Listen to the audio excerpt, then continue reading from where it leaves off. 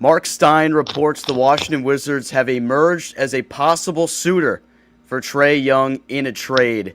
Does this make sense for Washington? We break it all down here on Locked On Wizards.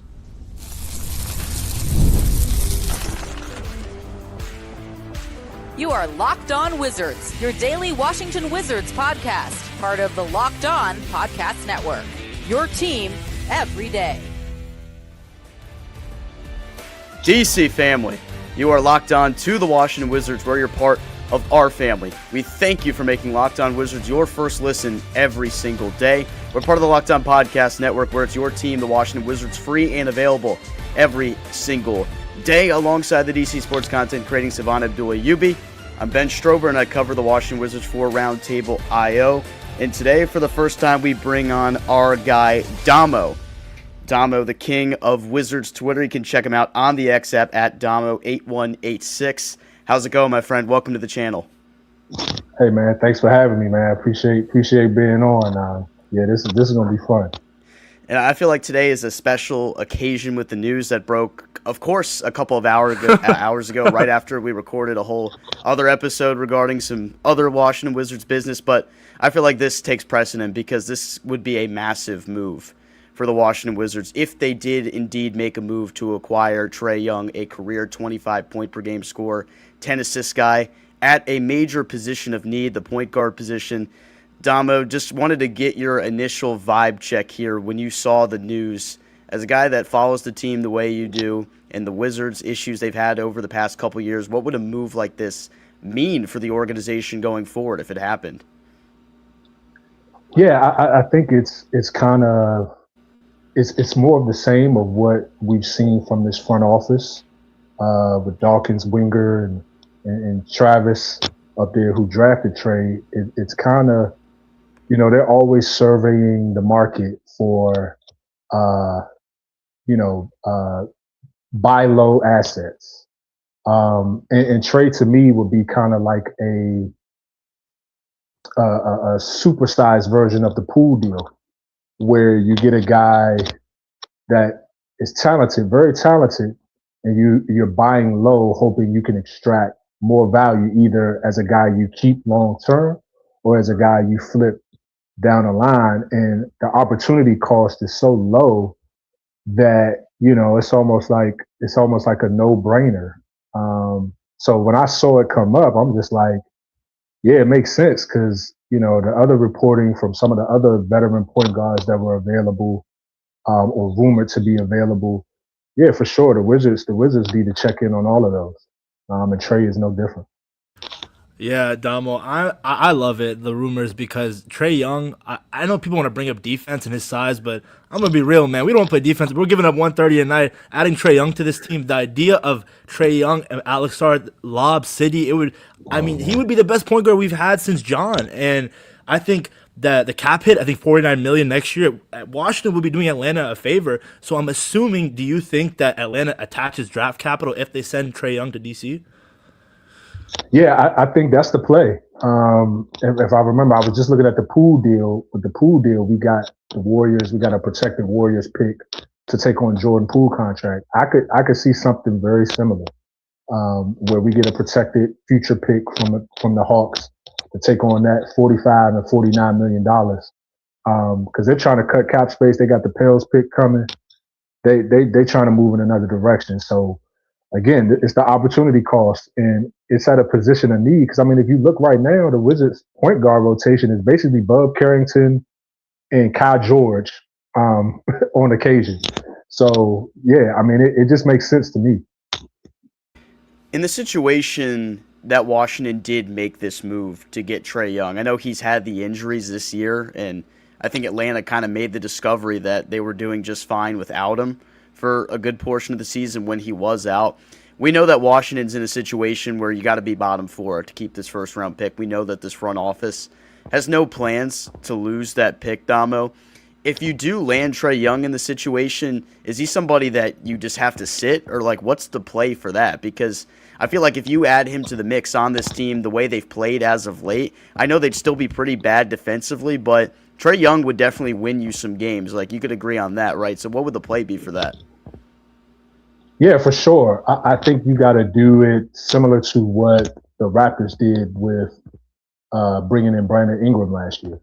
They brought him in at the trade deadline, and all these injuries, they kind of just set him down, put him on ice, and now you're kind of seeing them activate him this year and try to compete for a play-in top playoff spot. So I would see something similar with Trae coming here. You probably play him a couple games, but when you get into March, April, go ahead, take the night off. Go ahead and ice them knees. The quad injury. Let's go ahead and get that iced up. Get you a nice massage, and we're gonna go try to get this draft pick. There's one thing I'm actually seeing a report that just came out 10 minutes ago.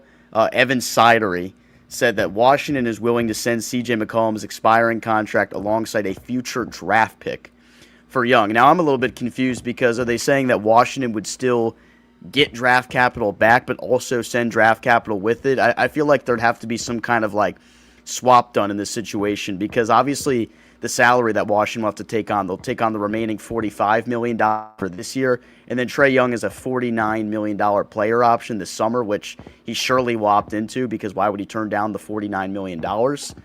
In that situation, what could you see Dawkins being willing to part with in terms of draft capital if that actually is indeed the case? Would it be like future seconds, or could they actually go deep enough to offer a first? I feel like I wouldn't offer a first, obviously, in the future to do it, but could you see seconds being able to get that deal? Yeah, for sure. I mean, we have plenty of seconds left. I think the highest I would go would be potentially that 2029 Portland pick from the Denny trade.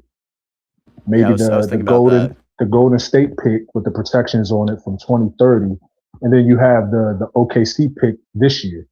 One of those three, because that's just kind of bonus assets you have that aren't really material to what you're trying to build at the top of the draft. So yeah, if it meant one of those, but I wouldn't lead with that. That would be like my last resort. Yeah, I think we lost you, Dom. I don't know if I can. At least I can't see you from my screen, but we still can hear you. It's all good. Trey Young, just your thoughts on him as a player overall. How much do you think of his game could impact the young guys on the squad? Ooh, I think we lost him. You there, Domo? Can you hear me? Yeah, I can hear you. Can you hear me, Dama? Yep. Yeah, so I was saying how much of Trae Young's game, if he were to get traded in DC, could impact the likes of Keyshawn George, Bub Carrington, Trey Johnson? Yeah, I would say, well, I'll start with Sar. Like, I think if you're a big man playing with a point guard like Trey Young, you're gonna flourish. The short roll, screen and roll, pick and roll game. I mean, Trey Young is gonna. I think Alex Sarr would go to almost like 25-10 with a Trey Young. I think the ball would definitely come out of Kai George's hands a lot more because right now we've been using him more as a lead ball handler, just by necessity. I don't know if that's the full long-term play with Kai because I would like to see him shooting more, coming off the ball more. Because I mean he's a sniper and you can't snipe if you got the ball in your hands all the time. So I think it would benefit Kai too to come off it more. And then I think with Trey, I mean Trey is just, to me, he projects he could be one of the best shooters the Wizards have ever had in their building. So if you get him moving off the ball with Trey being kind of that gravity orchestrator, I think those guys would feast. And Bub Carrington too. Bub Carrington is shown to be a great 3-point shooter off the ball and on the ball. I think he's another guy that all these guys I feel like will slot into their perfect roles if you add a ball handler and passer like Trey. So I think it works for all of them. Yeah, it's interesting you bring that up because I've always argued the whole year the reason there isn't a pure primary ball handler on this team is because they might actually win too many games. And I feel like as Bub Carrington has improved at playing point guard for this team, I know he's still been a little bit up and down, but he's gotten better at operating out of their read and react offense. He's making those reads or the pick and roll a lot better. The team has been a lot more competitive. as a result. So it'd be interesting to see how they handle the tank situation going forward, because now that you can imagine, like, if you have Trey Young, you're at least locked in for one more year with him if he picks up that player option. So you're not even committed to a long-term thing. You're just a very expensive $49 million season of Trey Young. If he is your point guard indeed next year, does that shape up, you think, the way Washington looks at this upcoming draft class? Because maybe if earlier in the season we're all talking about Darren Peterson and Trey Johnson sharing the backcourt one day, but now do you think Washington could just hone in on DeBonsta or Boozer or Caleb Wilson, whoever it may be else is available when they do pick? Is that the kind of play that we see going forward? Yeah, personally, I think that should be the play regardless, because I just spitballing my board real quick. I think you got to go one of them big 6'9" dudes up top. Yes, sir.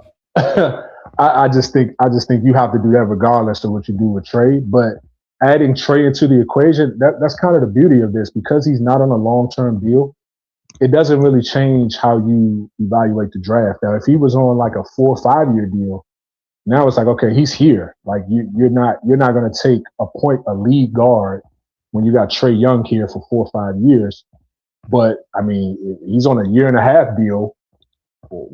You're not passing on Peterson. You can just follow your board. So if you got Peterson 1, then you take Peterson 1. I mean, he's 6'6", 6'5". He can play the 2. You can envision them together if you want, or long term. That gives Peterson some 1.5 years to develop his game, playing off the ball. And then when it's time to pay Alex Sarr, you got Trey Young coming off your books. So it gives them some flexibility where they're not pegged in one direction or the other, and they could just take the best player available. This is also fascinating to me because we knew the plan with this front office after you bottom out for a couple of seasons. There'd be an expectation that they ramp up a little bit, become go time. And, even you got the first taste of it when the team traded for Cam Whitmore last summer. That felt like the first kind of like real exciting move where you're buying low on a player to see what you have. And now this would be like a completely different type of move here because Trey Young has already, proven himself in this league for quite some time. So it's fascinating that we've gotten to this point. We continue to break down this conversation here with Domo when we come back here on Locked On Wizards. Fridays already feel different during basketball season, and FanDuel is making them even better. Every Friday night before the games tip off, FanDuel gives fans a new way to kick off the weekend with NBA Happy Hour. NBA Happy Hour is your official pregame, a limited time window where special offers drop right inside the FanDuel app before the action starts. Fridays from 6 to 7:30 Eastern have become appointment viewing with NBA Happy Hour. Opening the FanDuel app during Happy Hour always brings something new: boosts, bonuses, and surprises. It's easy to check the weekly special before tip-off and make a move before the window closes. The timing is perfect, right before the games, right before the weekend starts. It adds a little extra energy to Friday night basketball without having to overthink it. So before tip-off, check the FanDuel app and see what's dropping during NBA Happy Hour every Friday from 6 to 7:30 p.m. A little basketball, a little action, and a whole lot of Friday energy. That's NBA Happy Hour, only on FanDuel, the official sportsbook partner of the NBA. Yes, sir. We got you back, Domo. First of all, I want to say I love the hat. I got to cop one of those. But I was going to get back to you about the Wizards deadline coming up. Outside of CJ McCollum, whose name we just brought up, who do you see potentially being shipped out as well when it comes to the vets, like a guy in Corey Kispert, Marvin Bagley, Chris Middleton, potentially maybe being bought out?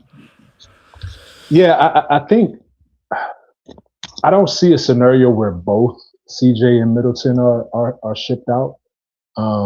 Because I just don't think you're going to be able to fill that $60 million in salary.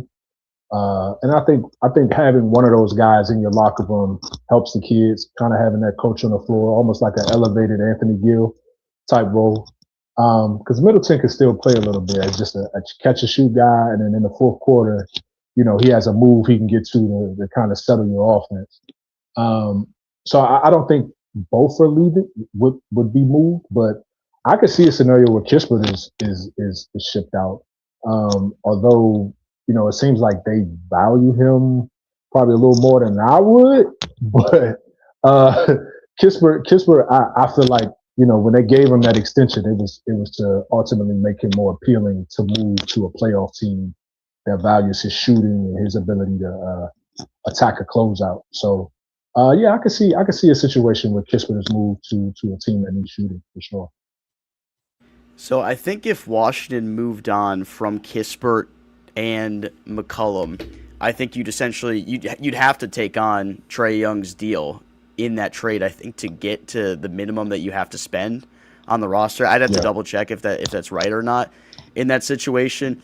It's interesting to think about it because AB and I have debated on our podcast about Kispert's value for a little while and what that might look like, because realistically you could see why plenty of teams would be interested in a player like Kispert, a guy that can shoot the ball really effectively off the bench and score at multiple levels the way Corey Kispert has the last 2 years or so.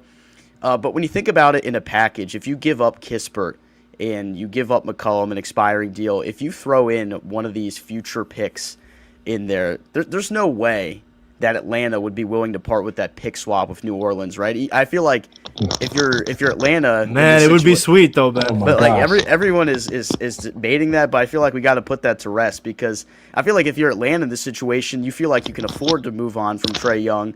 One, because of the way Jalen Johnson has emerged this year, and two, because you're likely going to have a pick in the top 5 this year with how bad New Orleans has been with that unprotected pick. So I feel like we got to kind of put that rumor to rest, but I just wanted to get your take on it. Yeah, there's no way we're getting that. I mean, we talking about a top 5 pick and potentially the best draft since LeBron.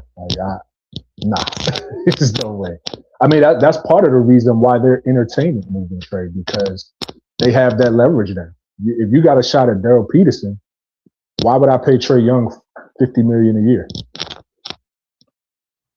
Yeah, it's a good point. As much as I would love it, trust me, I would love it, guys. But I don't think it's happening. I think with all that being said and done, Domo, do you think, and we got 122 people in here, emergency pod on a Monday night. Make sure you guys check out Domo on X, Domo8186. With all that being said, do you think this trade will be happening? Will Trae Young be a Washington Wizard? I'm going to say yes, but I think it's going to include a third team. Dallas? Yeah, Dallas. Yeah, I think it's going to 80 to Dallas, CJ Kispert to Atlanta, and probably Ricochet, Ricochet over there, and then, of course, we get Trae. All right. Actually, our boss on the Locked On Podcast Network, he's the host of Locked On Mavericks, Nick Angstad. He tweeted out, "Who says no? The Hawks get Anthony Davis, Najee Marshall, and Corey Kispert. The Wizards get Trae Young, and the Mavericks get CJ McCollum and KP's expiring deals, Atlanta's 2026 first, OKC's 2026 first via Washington." Do you like the idea of that deal, the way it works out for 3 teams? So I guess that pick that's going to be number 30 for Washington this year, coming from OKC, that one would go to Dallas.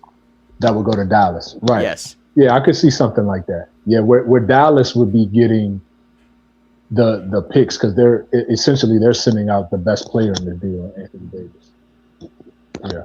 This is crazy, guys. I mean, we just made a video talking about physicality and the lack thereof with this Wizards squad after the whole Rudy Gobert takeover and Edwards takeover in DC, which was expected. But tonight, I mean, Trae Young, a Washington Wizard. This is an Atlanta Hawks team that went to the Eastern Conference Finals in 2021, and maybe people were thinking that they could be a real threat in the East. But after acquiring a guy like Jalen Johnson, he looks like a superstar or potential superstar. I think the team realizes with the cap hit that you have with Trae Young, it's not worth it. And I mean, I would like it, Domo. I'm a guy that's saying that I want to see more fans in Capital One. And if you trade for Trae Young, he's not LeBron James, but I will say he's going to get people coming to Cap One and watching Sarr or lobs to Alex Sarr, or the assist game that he provides. We just haven't seen, and I'll go back to it, since John.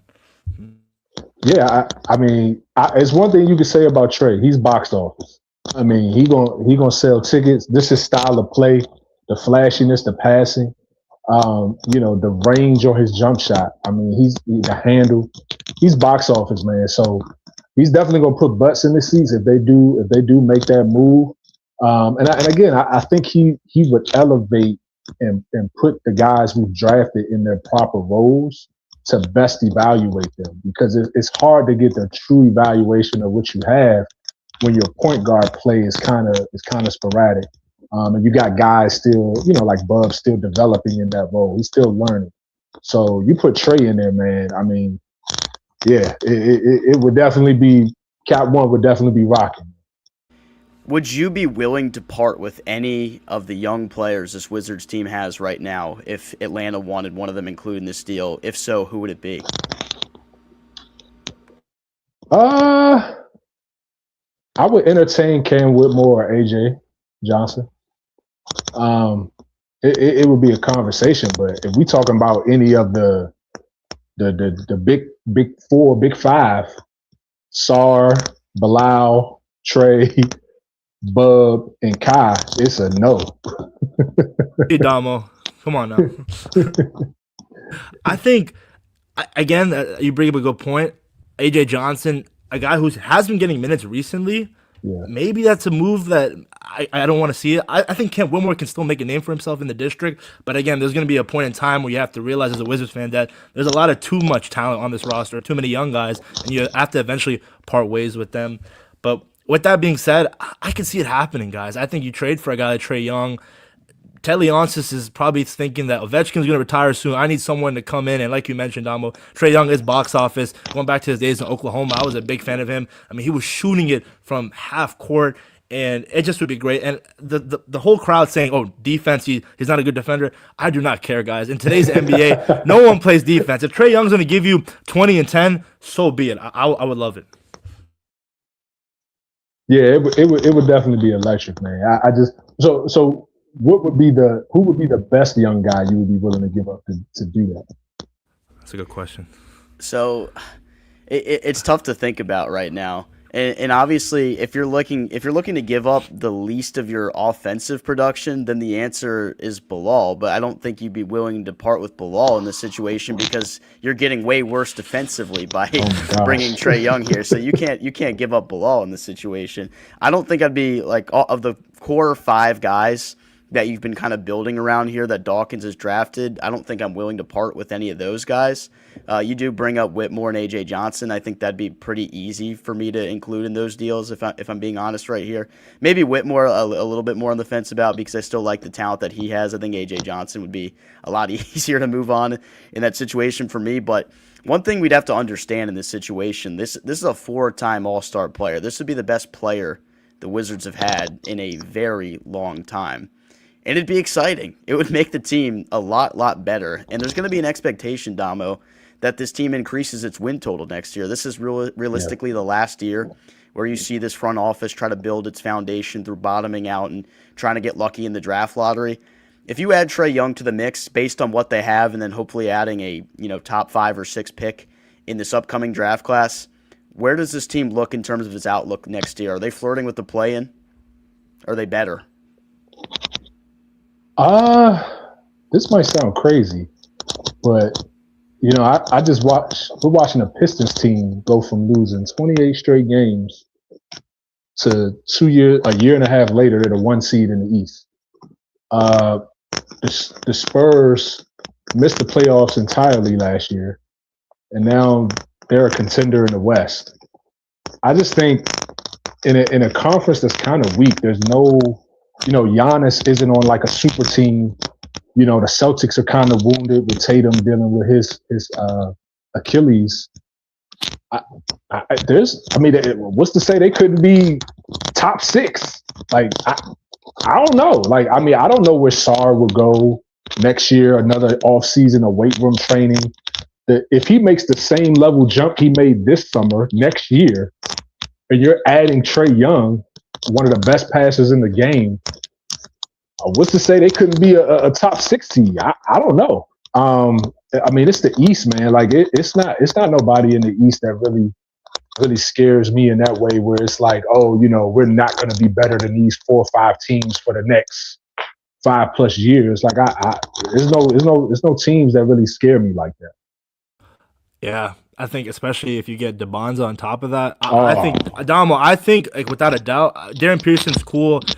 Kim Boozer, but DeBonza, just that name itself and the way he carries himself, triple-double every night, I legit think he is a future superstar in this league. And I think he has a higher ceiling than Cooper Flag. And people are going to think I'm crazy for that, but I just think he just checks off so many boxes. And that's a guy who, if you add Trae Young also, That's the definition of box office. That's going to get fans in Capital One. That's going to get all the away fans just away from Capital One. The home fans will be there, and that's what we just need because, again, we've been craving it, us Wizards fans, for so long. Yeah, I'm with you, man. AJ is my clear number one. I honestly, I'm close to saying it's a gap after that. Like, I feel like he's separated. I have no worries with him as far as his game translating on the next level, athletically, skill-wise, size-wise. Like, I have no questions. Would you say in this situation, let's say hypothetically they either get AJ or Boozer in this draft. So you have Trae Young, he's your starting point guard. I think Trey Johnson will solidify himself as that starting 2 guard here in DC. I guess if you get AJ DeMonte, he's going to play at the 3 for you. Are you starting Key at the 4 and then Sarr playing the 5? Like, you'd still be relatively small at that standpoint, or are you going to have Bilal on the floor because of the defense? Like, where are we looking at lineup wise? Because I think there'd have to be a decision where somebody is kind of the odd man out and would have to come off the bench. Yeah, I think in that scenario, I would actually have Bilal in the starting lineup, and Trey would be my like microwave number 1 option off the bench. And then I would probably go get me another big so that you can kind of play both styles. You can play small, you can play big, kind of like that Hartenstein signing with OKC. I would do something like that. Like if you can go get like a Mitchell Robinson or I don't know who else. Who's out there? Not Mitchell, Rob Williams. Somebody like that, like a big rebounder, paint protector that where you can kind of switch up the lineups. You can play some with Sarr at the 4, switch it up a little bit when you need to. But yeah, Kyle would be my other starter. We brought that up on the pod that we recorded before all this news broke, was just like kind of the lack of physicality that the Wizards possess right now. A lot of it is because they're a young team consisting of players 19 to 21 years old. But even in terms of just the size that they may get to at one point through a great weight training program and being diligent like the Wizards organization says they will be from that standpoint, there might still be some limitations. So we did float around that idea. I wanted to get your thoughts on a double big lineup and what that could look like in this situation. If you have Trae Young, like, would you see them spacing the floor really well with a double big lineup? And I mean, just even from this year, like, we haven't really seen the Wizards run much double big. Like, how do you think that would benefit Sarr in this lineup with Trae as well if they had 2 bigs out there? Yeah, I mean, with Trae and his passing, I think it makes it a lot more feasible because he can organize you. Before, I wasn't as much a fan of it because you didn't really have that point guard situation answered. But with Trae, it makes a lot more sense because you're going to get more open looks because of his ability to get 2 feet in the paint, his ability to see the play after the play. So you'll have a guy like, let's say if it's Mitchell Robinson on a free agent deal. I mean, he's one of the best lob threats in the league, rebounder. You got him screening and rolling, and then you got Sarr weak side crashing, or you got him picking and popping for a 3 that he seems to be getting more and more comfortable shooting. Another summer of reps shooting for him. I mean, I could see it. And again, it would be matchup dependent where you have that versatility where Sarr can play the 5, Sarr can play the 4. We can kill you either way. So, I would love it, man. I would love it. Just to talk about some other prospects in the draft, Domo, what are your thoughts on guys like Caleb Wilson and Mikal Brown Jr.? Yeah, so Caleb Wilson is the clear number 4 for me. I'm almost close to putting him number 3. But yeah, Caleb Wilson, man, I just love his motor. I love his athletic profile. And he has some interior post moves that I think are undersold by the masses. And I think when he gets in the NBA spacing with a point guard, he's going to go to another level, man, because he's just going to be a transition monster. So yeah, I love Caleb. Who was the other one you mentioned? Mikal Brown Jr. Oh yeah, Mikal. Yeah, love his game. He's flashy. He has a lot of range on his jump shot. Very skilled passer. I think he might be the best passer in this class. But I do have some questions about his defensive effort. He's kind of like Trae in that way. He's just a little bit bigger. But yeah, I like his game too. I would probably have him as point guard 2, PG2. Might even be 3, PG3, behind Acuff and Fleming. But I like Mikal. I don't know if that would be the pick for me if, God forbid, we fall out of the top 4, top 5. And it's fun having exciting conversations like this. I'll say that. The last 2 weeks of covering the Wizards, being a fan of the Wizards, have been a lot more fun than they've been maybe in years, Domo. And to wrap this up, would you say the last 2 weeks have been the most excited you've been as a Wizards fan in probably like 4 years?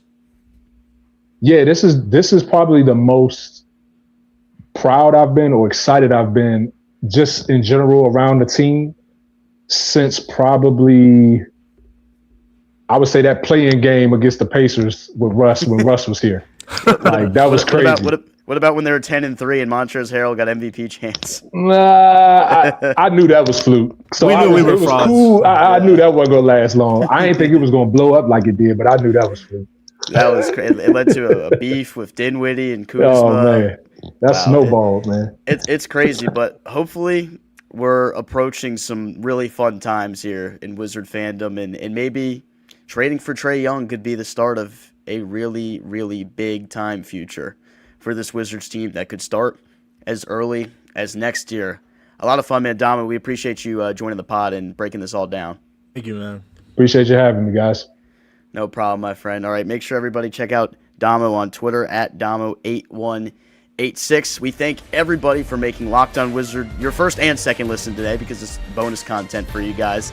This one, 150 of you in the live stream. You guys are sickos. We love our Washington Wizards, so we appreciate all of you tuning into the channel. Big time news today. Trey Young, he might be a Wizard soon. We'll just see. For my co-host Abdullah Ayubi, I'm Ben Strober, DC Family. Talk to you later.